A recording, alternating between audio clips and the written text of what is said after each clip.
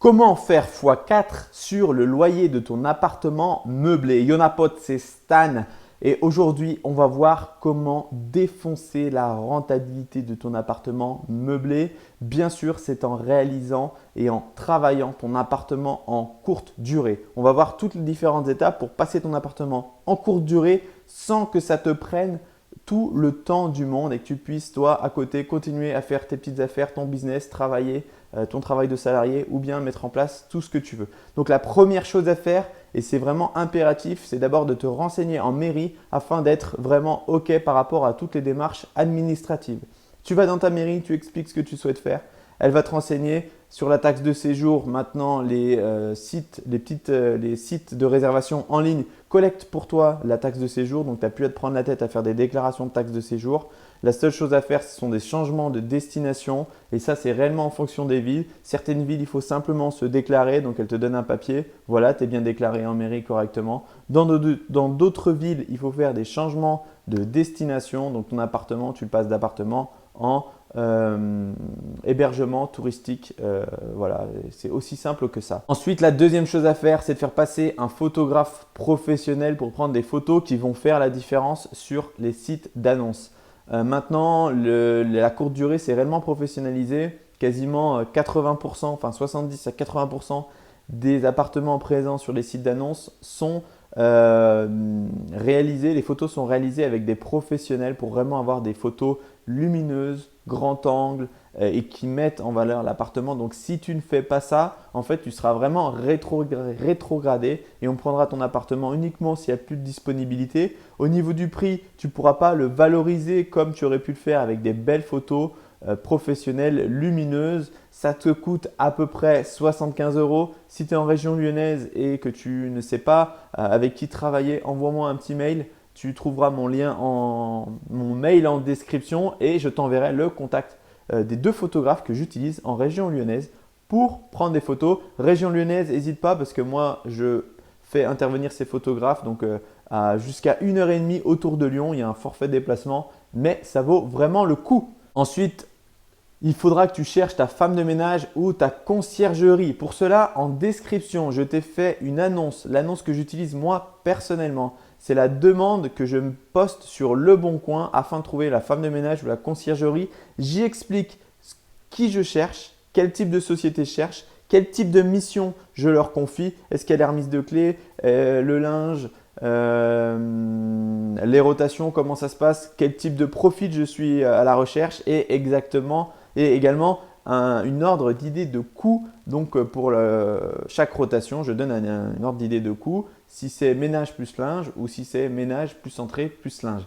Je te laisse télécharger cette petite annonce que j'ai vraiment travaillé aux petits oignons.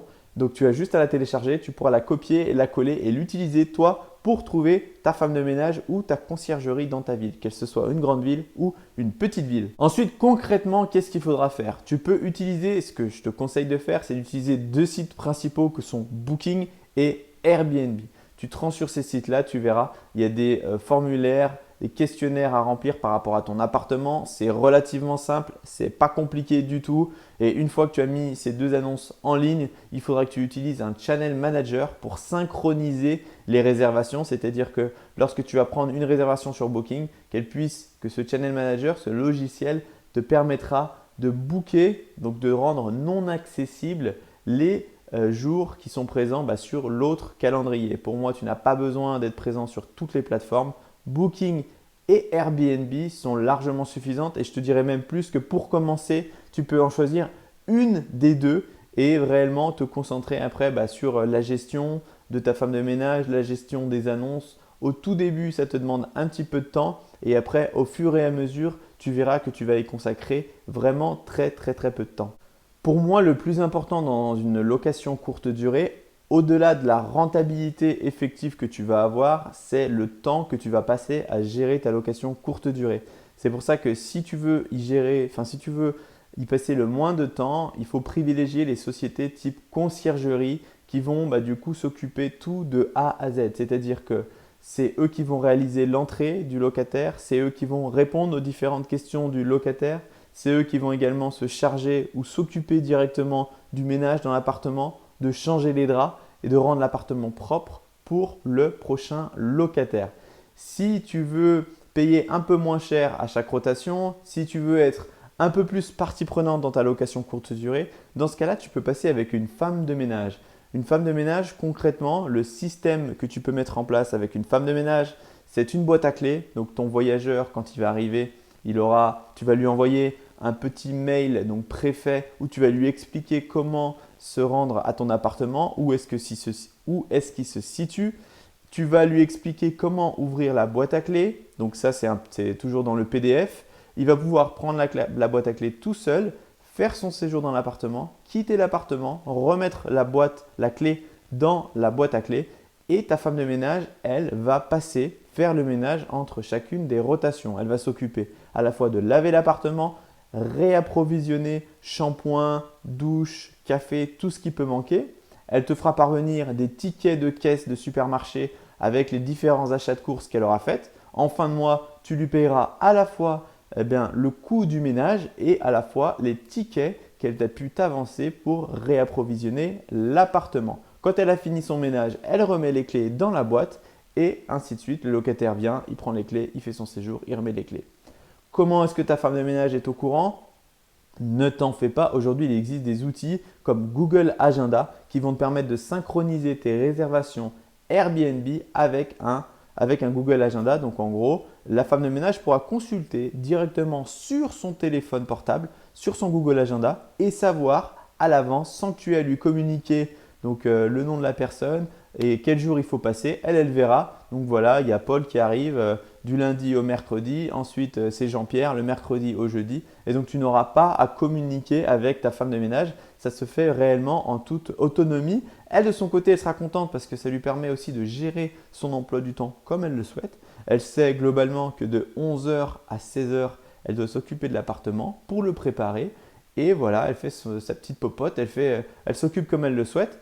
L'idée, c'est qu'elle ait une réelle autonomie et surtout que du coup, de ton côté, tu aies un gain de temps et que tu ne gères pas cette partie-là.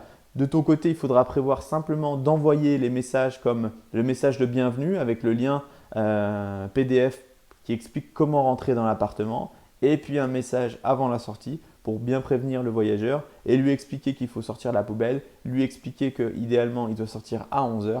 Parce que derrière, il y a quelqu'un qui arrive. Voilà grosso modo comment ça se passe. N'oublie pas que la réelle rentabilité d'un bien immobilier, ça dépend du temps que tu vas passer sur celui-ci. Plus tu as eu de temps à y consacrer, plus tu pourras espérer une rentabilité élevée. Attention, ce n'est pas parce que tu as beaucoup de temps que tu dois toi-même te créer un deuxième emploi à faire le ménage, à faire la remise des clés parce que ça va tout simplement t'empêcher de continuer à investir. Et l'idée, ce n'est pas d'en avoir un ou deux, c'est d'en avoir réellement une dizaine. Et pour en avoir une dizaine, tu ne peux pas faire le ménage et faire les remises de clés. J'espère que cette vidéo t'aura plu. Si c'est le cas, laisse-moi un salut romain. Là, si tu veux recevoir en exclusivité toutes les prochaines vidéos, je t'invite à t'abonner si ce n'est pas déjà fait. Et puis, quant à moi, je te dis à très bientôt. Au revoir.